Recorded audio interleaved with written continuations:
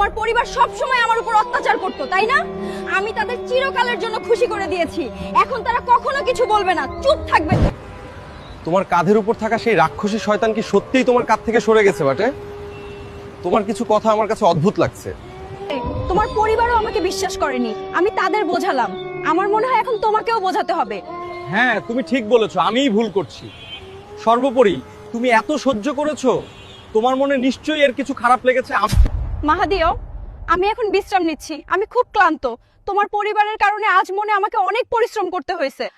হ্যাঁ, শুধু তুমি বিশ্রাম নাও।